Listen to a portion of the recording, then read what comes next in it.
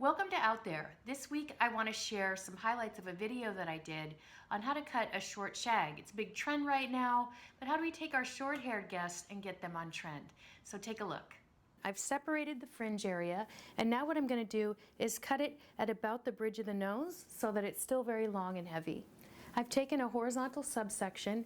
What I'm going to do now is go into the center, and I'm going to cut just a small section, about a 1-inch wide section, that goes on either side of the nose. I'm going to place my fingers in the bridge of the nose, and I'm going to cut a blunt line.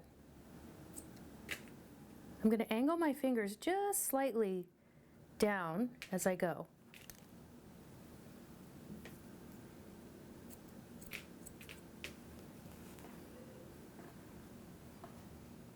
Now what I'm going to do is cut the layers in the top section, and I've taken a 1-inch section all the way to the back of the crown, and what I'm going to do is I'm going to comb the hair straight up off the head, and I'm going to use that very point area of the crown, which is here, as my guide.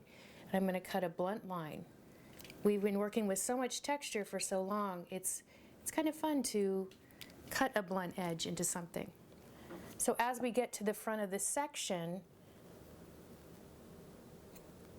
we are cutting longer than that underneath piece. So we're following our guide, not the fringe.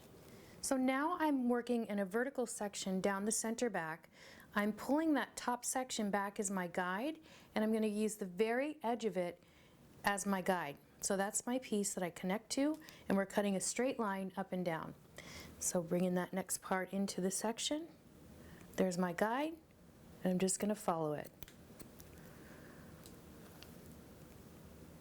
And this is what's going to give us that nice square shape. Once the shape was in, we went in and cut a rounded perimeter, and then after that cut some texture on the underneath part of the haircut, as well as creating more texture on the top.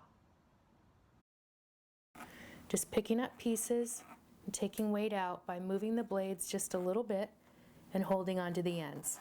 So there's the finished look. You can see that it has a square overall feeling to it, but it's really got a lot of texture and movement from all the techniques that we used.